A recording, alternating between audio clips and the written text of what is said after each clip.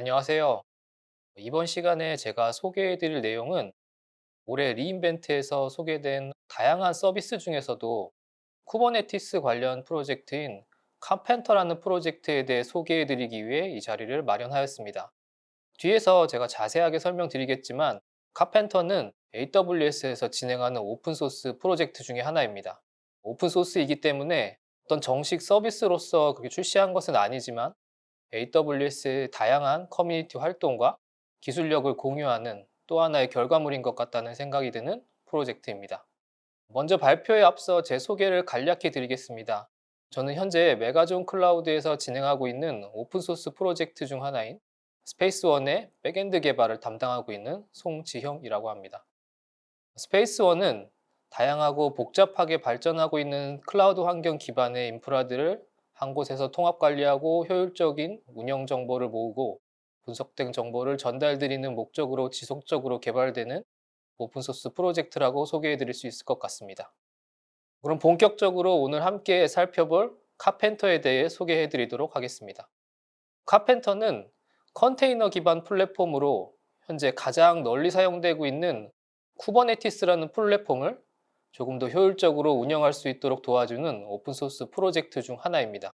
그 중에서도 카펜터는 쿠버네티스 상에서 동작되는 다양한 컨테이너들이 배포될 수 있는 그런 컴퓨팅 자원의 역할을 하는 워커노드들을 탄력적으로 운영할 수 있는 오토 스케일링 기능을 제공하는 프로젝트라고 할 수 있습니다. 말 그대로 오픈소스이기 때문에 발표 자료에 기재된 URL로 이동하셔서 코드를 직접 살펴보시고 설치하고 사용해 보실 수 있습니다. 그리고 원하신다면 소스 코드를 컨트리뷰트 함으로 해당 프로젝트의 발전에도 직접 기여해 볼 수 있는 그런 기회들도 마련되어 있다고 말씀드릴 수 있겠습니다. 제가 계속 이 오픈소스라는 부분을 강조드리는 이유는 단순히 어떤 서비스를 무료로 사용하거나 이런 장점 때문에 강조드리는 것은 아닙니다. 이번 리인벤트에서 진행되었던 기조 연설 중 현재 아마존의 CTO의 발표 내용 중 하나를 소개해드리면 왜 AWS에서 지속적으로 오픈소스를 시도하는지 좋은 답이 될 것 같다는 생각이 들었습니다. 이 CTO의 연설 중 특히 AWS가 지금까지 이렇게 성장할 수 있었던 것은 개발자에 의한 것임을 강조하였고, 또 앞으로도 AWS는 개발자들이 이뤄내고 있는 다양한 커뮤니티와의 관계를 지속적으로 강화하겠다는 부분이 있었습니다. 이러한 차원에서 보았을 때 AWS가 카펜터와 같은 오픈소스 프로젝트를 직접 진행함으로써 함께 발전을 도모하는 더욱 큰 그림을 그리고 있다는 생각을 하게 되었습니다. 자, 아무튼 카펜터는 이번 리인벤트를 통해 버전 0.5로서 정식 오픈을 선언하였습니다. Generally Available GA 형태의 오픈을 선언하였다는 것은 개발 중인 불안정한 프로젝트가 아니라 프로덕션 환경에서도 사용 가능한 수준까지 완성도를 올린 그런 프로젝트라는 것을 확인할 수 있겠습니다. 그렇다면 카펜터가 하고자 하는 목적인 쿠버네티스의 워커노드를 자동으로 확장하는 기능, 오토스케일링이라는 것이 왜 반드시 필요한지부터 함께 살펴보도록 하겠습니다. 쿠버네티스는 현재 굉장히 많은 회사에서 도입해서 사용 중인 컨테이너의 관리 플랫폼 중의 하나입니다. 컨테이너는 이제는 개발 프로세스부터 운영에 이르기까지 기술적으로 많은 부분에서 변화를 일으킨 기술 중 하나이죠. 저 또한 현재 진행 중인 개발 프로젝트를 완전히 쿠버네티스 기반으로 사용 중에 있습니다. 이렇게 많은 변화의 바람을 이끈 컨테이너와 쿠버네티스는 과연 어떠한 장점이 있기 때문에 수많은 사람들의 선택을 받았다고 생각하시나요? 제가 생각했을 때 쿠버네티스의 가장 큰 장점은 빠른 배포와 뛰어난 확장성이라고 생각합니다.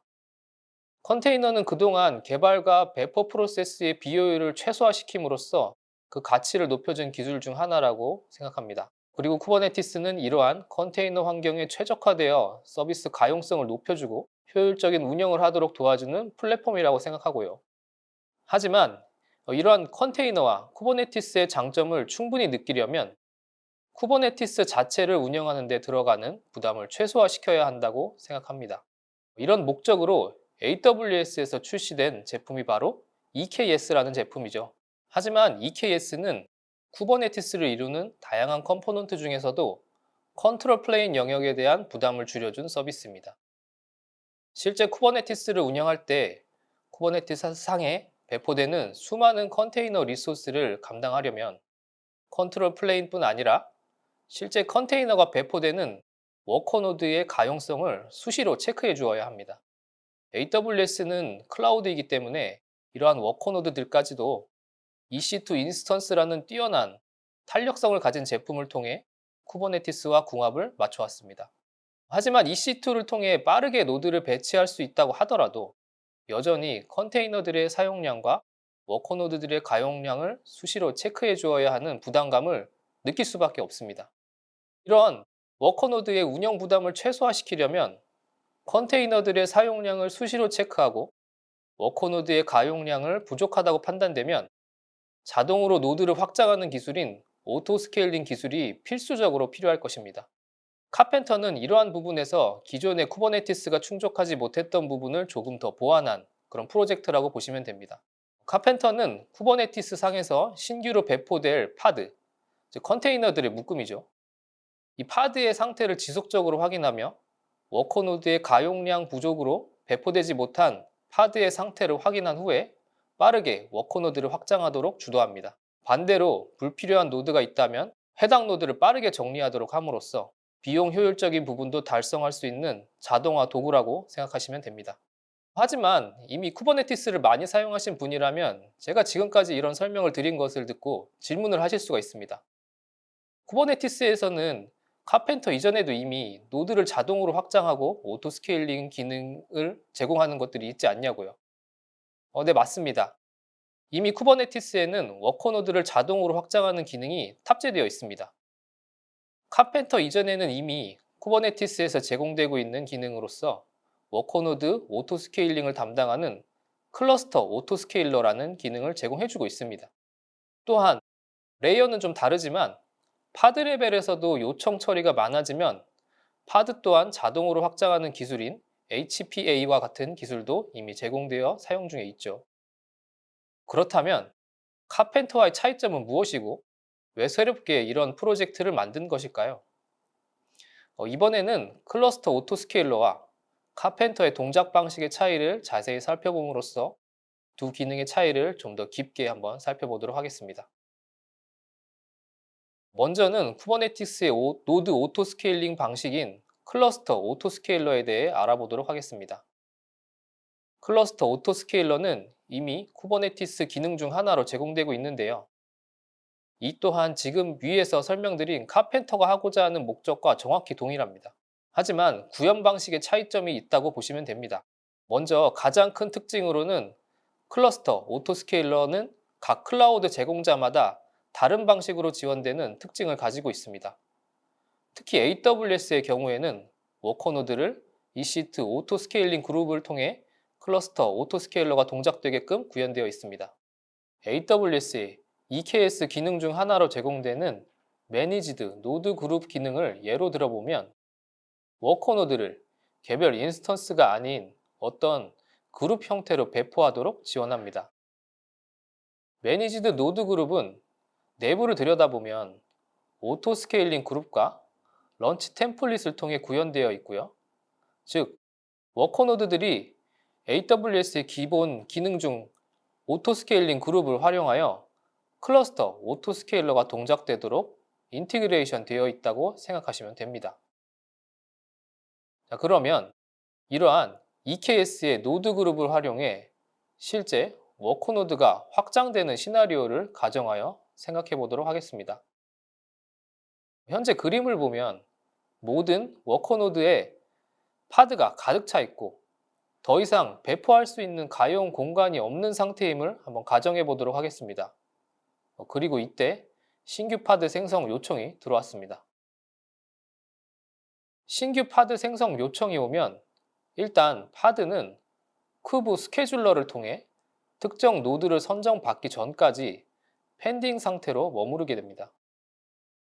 EKS 클러스터의 쿠브 스케줄러는 이러한 신규 파드 생성 요청에 대해 어떤 노드로 배포할지를 선정하는 그 역할을 담당합니다. 이때 어떤 노드로 배포할지는 다양한 정보를 기반으로 선정하게 됩니다. 라벨 정보, 노드의 가용량 등과 같은 요소들을 종합적으로 필터링하고 고려한 이후에 최종적으로 파드가 어떤 노드에 자리 잡을지 결정하게 됩니다. 하지만 이 경우에는 적당한 워커노드 선정에 실패하게 됩니다. 워커노드에 가용 리소스가 없기 때문이죠. 이때 클러스터 오토스케일러는 워커노드의 가용성 부족을 확인하고 오토 스케일링 그룹의 디자이어드 캐퍼시티 값을 변경하여 워커노드의 개수를 증가하도록 설정하게 됩니다. 디자이어드 캐퍼시티 값이 수정된 오토 스케일링 그룹은 해당 정책에 따라 EC2 워커노드를 추가로 배포하도록 실행하게 됩니다. 참고로 이 작업은 쿠버네티스와는 무관하게 수행되고 오로지 AWS의 오토스케일링 그룹 기능에 따른 작업으로 실행되게 됩니다. EC2의 AMI나 인스턴스 타입 선정도 오토스케일링 그룹에 설정된 런치 템플릿에 의해 설정된 내용에 따라 신규 노드를 배포하게 됩니다. 신규 워커노드의 배포가 완료되고 EKS 클러스터에 해당 노드가 가용 상태가 되면 쿠브 스케줄러는 그동안 노드 가용량 부족으로 배포되지 못했던 파드를 신규 노드에 할당하여 수행하게 됩니다. 이후 해당 배치 정보를 쿠브 API 서버로 전달하고 API 서버는 신규 워커노드에 실행 중인 쿠블렛에게 파드 배포 명령을 전달하게 됩니다. 최종적으로 파드 배포가 완료되면 파드의 상태는 러닝으로 전환됩니다. 이렇듯 쿠버네티스의 오토스케일러는 그 자체로서 오토스케일링 기능을 수행한다기보다는 AWS의 여러 기능들을 활용하도록 구현되어 있습니다. 그렇다면 이번에 소개해드릴 카펜터의 동작 방식도 한번 살펴보겠습니다. 카펜터는 기존의 클러스터 오토스케일러와는 완전히 다른 방식으로 오토스케일링을 수행합니다. 참고로 카펜터 프로젝트는 AWS가 개발하긴 했지만 반드시 AWS 환경에서만 동작되는 것은 아니며 클라우드 프로바이더와는 무관하게 동작 가능한 구조로 설계되어 있다고 합니다. 본격적으로 카펜터의 동작 구조를 살펴볼 텐데요. 카펜터는 기존의 쿠브 스케줄러나 AWS의 기능을 대체되어 처리했던 수많은 작업들을 직접 수행하는 방식이라고 보시면 됩니다. 먼저 카펜터는 신규 생성 요청에 의해 만들어진 파드의 상태를 지속적으로 확인을 수행합니다. 만약에 워커노드 증설이 필요하다고 판단 시 워커노드의 배포와 삭제도 직접 수행하고요. 쿠브 스케줄러를 대신해 파드를 특정 워커노드로 배포하는 바인딩 요청도 카펜터가 직접 수행합니다. 이전에 살펴본 클러스터 오토스케일러처럼 카펜터의 자동 확장 시나리오도 동일하게 살펴보면 좋을 것 같습니다. 이전 시나리오와 동일하게 워커노드에는 파드가 가득 차 있어 더 이상 가용 공간이 없는 상태를 가정해 보겠습니다. 그리고 이때 신규 파드 생성 요청이 도착합니다.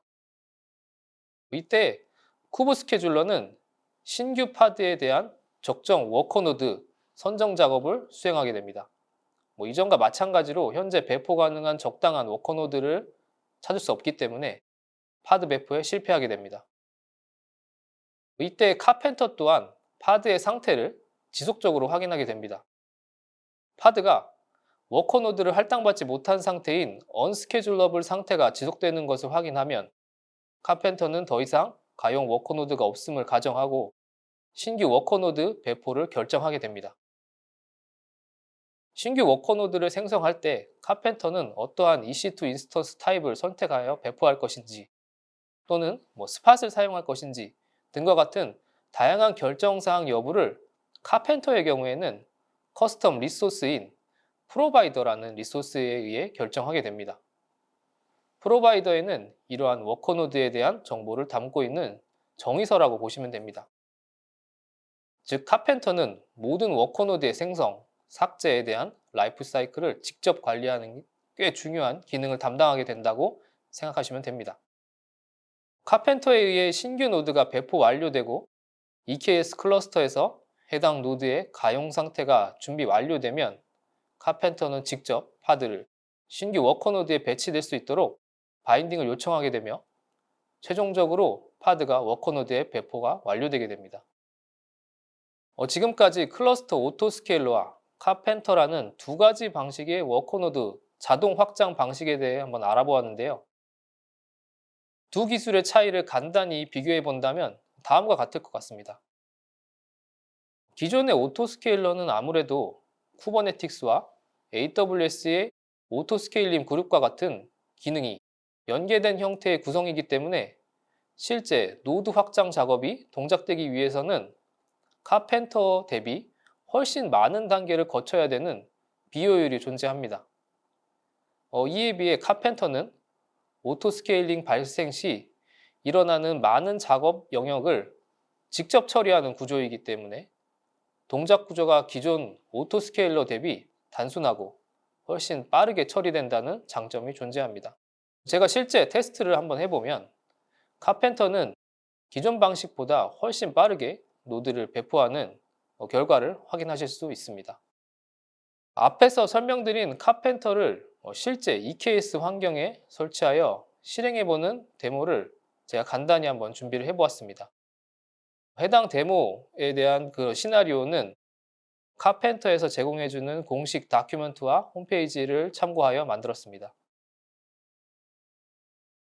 먼저 해당 데모와 같은 경우에는 로컬 환경에 EKS CTL, 또 AWS CLI, 그리고 kubectl과 같은 다양한 툴들이 설치되어 있다는 것을 가정하고 시작하도록 하겠습니다.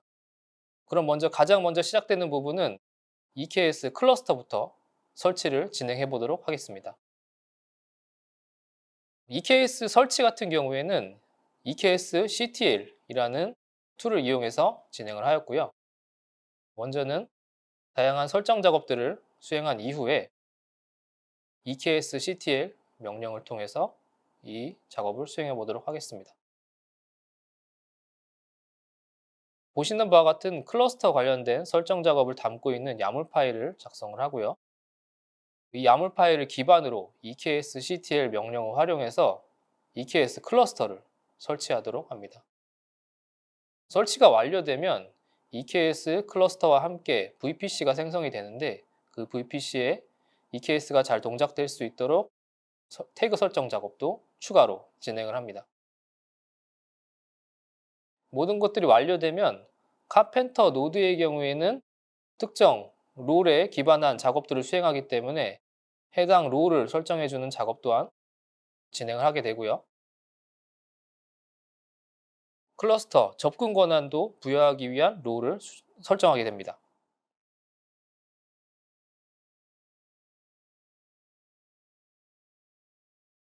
카펜터의 경우에는 IAM의 다양한 롤들을 필요로 하기 때문에 해당 내용들을 담고 있는 클라우드 포메이션을 활용해 배포를 진행을 하였고요. 모든 배포들이 좀 완료가 되면 AWS EKS 명령을 통해서 kubectl의 접속 정보를 설정을 하게 되고요. 최종적으로 카펜터와 관련된 패키지 정보는 햄 차트를 통해서 간단하게 배포가 가능합니다. 해당 햄 차트의 경우에도 손쉽게 공식 다큐멘트에서 해당 정보를 확인하실 수가 있습니다.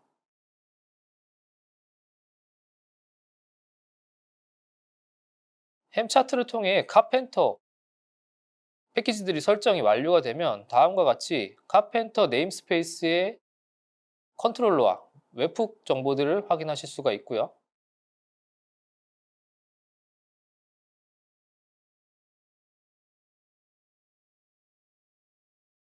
이제 추가로 카펜터에서 사용하는 프로비저너라는 커스텀 리소스 정보를 함께 설정하도록 합니다. 이 프로비저너를 통해서 카펜터는 어떠한 EC2 인스턴스를 배포할지에 대한 정책을 결정하는 되게 중요한 리소스라고 보시면 됩니다. 자, 그럼 본격적으로 카펜터를 활용해서 노드 오토 스케일링 그룹을 테스트해 보도록 하겠습니다. 해당 야물 파일에는 파드 정보인 테스트를 할 수 있는 포즈라는 기능을 담고 있는 파드를 배포하도록 하는데요. 해당 기능은 아무것도 없습니다. 그냥 파드가 실제로 생성되는 어떤 특정 기능이라고 보시면 되고요. 이거를 통해 디플로이를 확인을 해보면 인플레이트라는 테스트용 디플로이먼트가 생성된 것이 확인됩니다. 자, 이제 이 인플레이트라는 디플로이에게 레플리카로 5라는 기능을 설정을 넣어서 확장하도록 설정을 넣습니다. 자, 현재는 해당 파드들이 배포될 공간이 없기 때문에 해당 파드들이 펜딩 상태로 걸려 있고 스케줄링이 페일되어 있는 상태를 확인하실 수가 있습니다. 그리고 좀 이따가 다시 확인을 해보면 추가로 노드가 하나 배포되는 것들을 확인하실 수가 있죠. 좀 더 자세한 정보를 보고 싶다면 카펜터 컨트롤러 노드의 로그를 확인을 해보면 실제로 카펜터 컨트롤러가 특정 파드들의 상태를 확인하고 인스턴스를 프로비저닝하는 로그들을 추가로 확인하실 수가 있습니다. 파드들이 들어갈 노드들이 추가로 확장이 됐는지 다시 한번 확인을 해보면 노드들의 상태가 레디로 바뀌어 있고 아까 배포하였던 5개의 파드들이 전부 다 해당 신규 워커 노드 쪽으로 배포되어 스테이터스가 러닝으로 바뀌어 있는 것을 확인하실 수가 있습니다. 자, 이제 반대로 해당 디플로이먼트를 삭제를 한번 수행해 보도록 하면 지금같이 삭제가 됐죠. 그러면 이제 해당 노드에 배포되어 사용되고 있는 파드가 모두 정리된 것을 확인하실 수가 있습니다.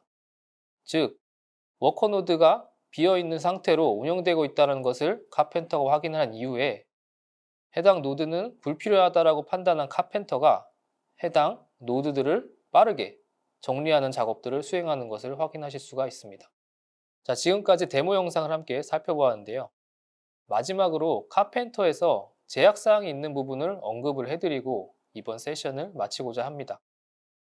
현재 카펜터는 정식 버전으로 릴리즈 되긴 하였지만 아직 0.5 버전임을 기억해야 합니다. 이것은 최종적으로 테스트와 안정성이 확보된 AWS의 EKS 환경에서만 정식으로 지원되기 때문인 것으로 보입니다. 즉, 오픈소스이긴 하지만 아직은 신규 프로젝트인 만큼 AWS 외에 다른 클라우드는 아직 지원되고 있지 않다는 점은 참고 부탁드립니다. 이상으로 이번 세션 발표를 마치도록 하겠습니다. 감사합니다. 지금까지 메가존 클라우드의 송지형이었습니다.